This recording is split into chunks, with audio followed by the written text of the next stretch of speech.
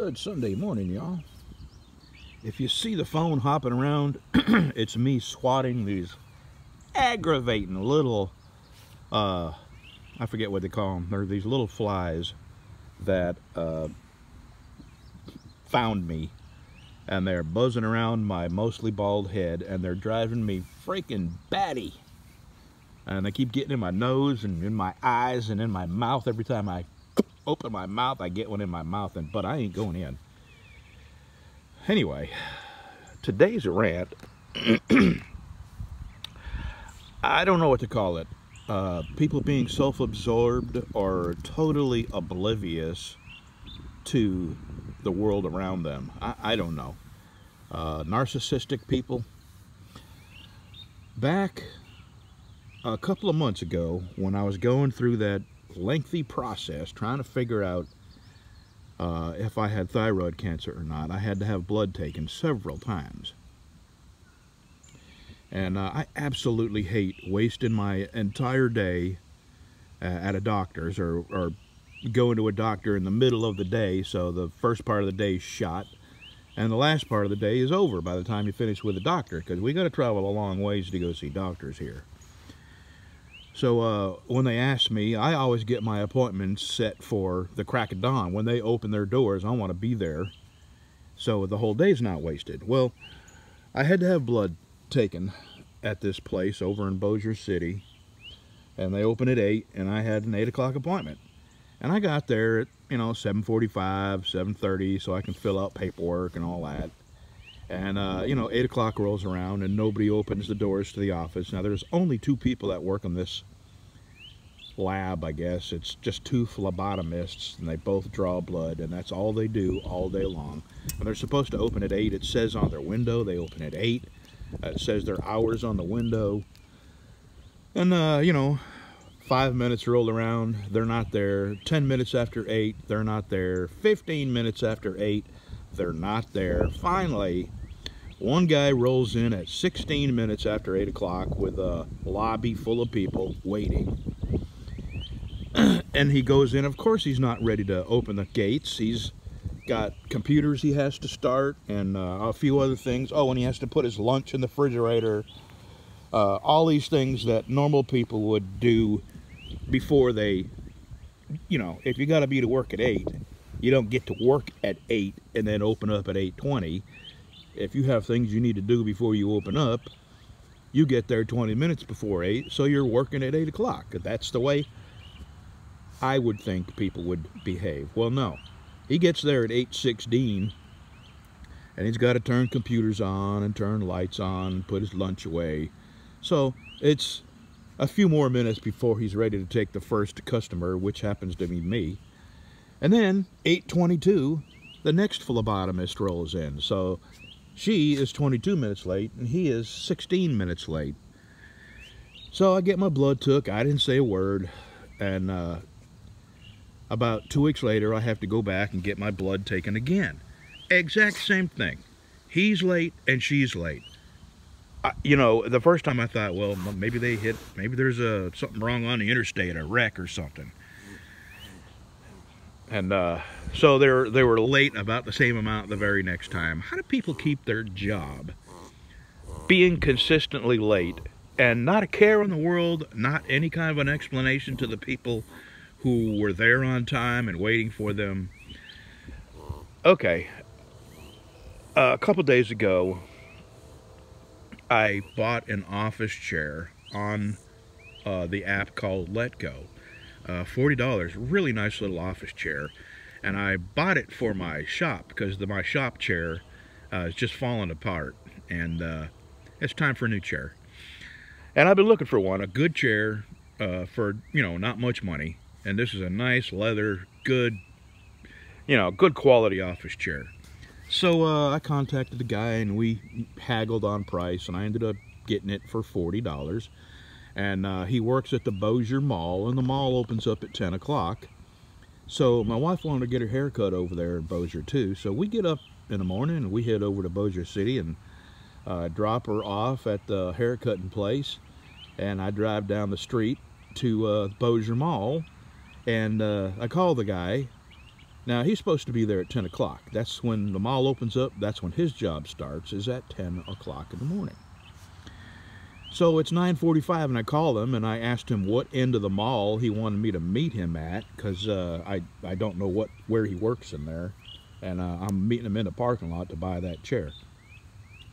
And he says, oh, I'm going to be about 10 minutes late. I had some errands to run. And the thing is, I had contacted him at about 8:30 to make sure that, you know, we were still on for meeting in the parking lot, and to remind him to bring the chair, because he lived way down South Shreveport, so I wouldn't have gone all the way down there to buy it. And he said, yep, I'm getting ready now. I'll see you there in the parking lot. So somewhere between 8:30 and 9:45, when I called him, he decided he had a couple of errands he had to run before we came to work. And so it's after 10 now, and he's nowhere to be found. And I'm thinking, well, do you have a wreck? You know, you would tell somebody that is waiting on you that you're going to be a little late. So I waited and waited and waited. In the meantime, I left my wife at the hair cutting people, so you know, now I'm up against clock. I don't want to leave her sitting somewhere.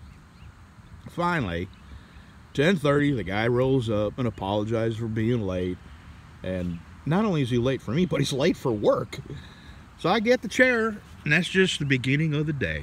I get the chair, and I drive over to the haircutting place where my wife is, and I park in the parking lot. And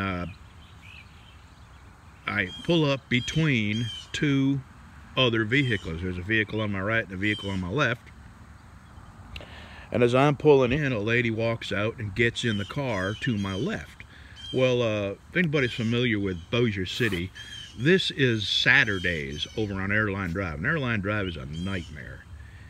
And Saturdays, they have so screwed up that parking lot. They got construction everywhere.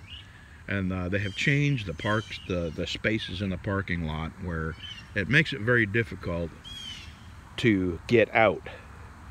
And I don't like going there because it's hard to get in, hard to get out. Well, anyway, I pull into the parking space. Just as I'm doing that, I'm sitting in the truck waiting on my wife. And the lady comes out and gets in the vehicle to my left. Well, she sits in it. And me, I've got my radio on, listening to morning talk radio. And she sits in her vehicle, and I don't look over at her. But all of a sudden I get the sense that she wants to get my attention, and as soon as I feel like that, she honks her horn at me. And I look over at her, and she rolls her window down, and I roll my window down, and she says to me, I'd like to get out. And I'm thinking, okay, how can I help you? You know, can you back up and get out the driveway you came in? There's nothing blocking the driveway. She wants me to move out of my parking space so she can drive straight through instead of backing up. And it took me a second to understand what she wanted me to do, which is not a big deal, but she was talking to me like I had done something wrong parking beside her. And I said to the lady, you know, I'm in a parking space, right? I mean, this is not a driveway. I'm parked in a marked parking space. She goes, yeah, I know, but I need to get through. She just kept saying, I need to get through. I need to get through. And I'm thinking, okay, you're crazy. So I said, okay, lady, I'm going to back up and let you drive through, but I don't understand why you couldn't go out the driveway you came in. So I backed up, and she drives straight through the parking space I was in. And I'm just scratching my head, and my wife comes out, and she says, what was that all about? And I just told her the story I told you. So anyway, we leave there. We go down to Lowe's. And I pull into a spot, and my wife, she wants to go look at the flowers. So when we go to Bossier, we have a few things that we always do.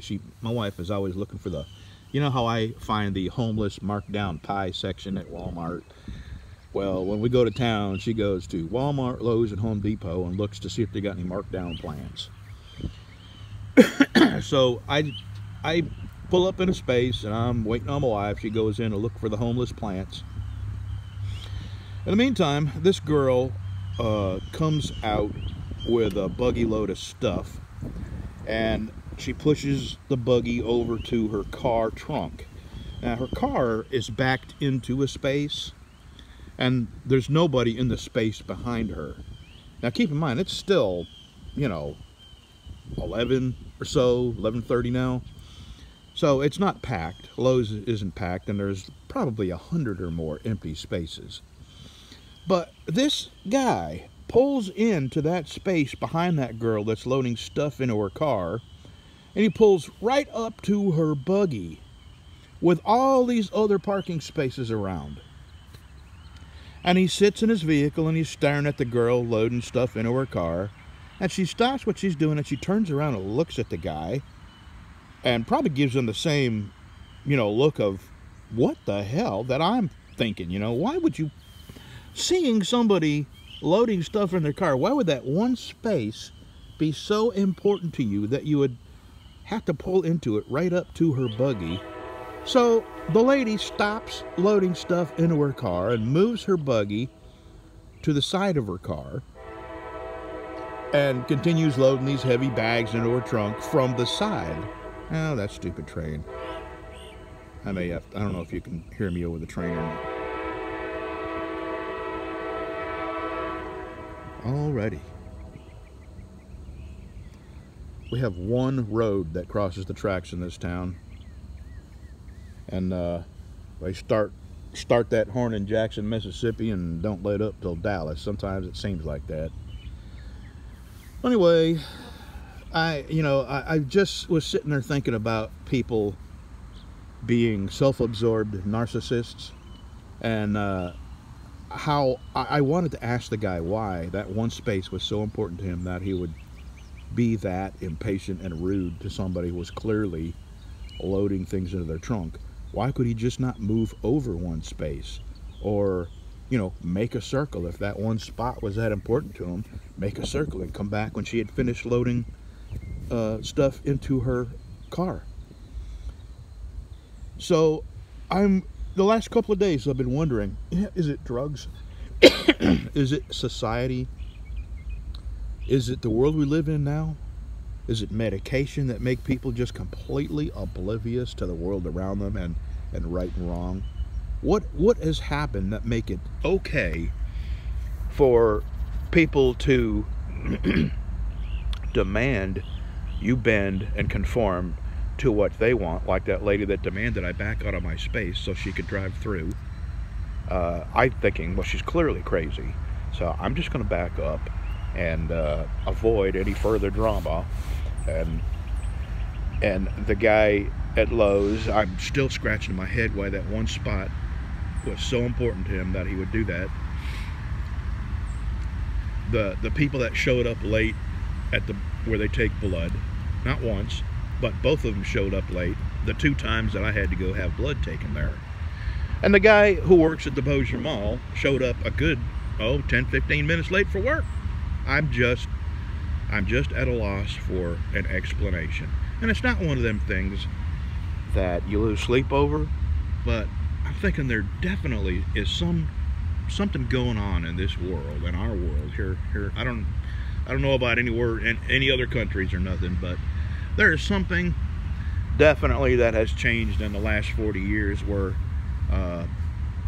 concern for something like showing up to work on time and not being rude to other people or pushy or impatient or demanding, that's totally gone now and been replaced by completely self-absorbed, oblivious people who are just totally oblivious to the world around them. 14 minutes. Okay, I'm done talking.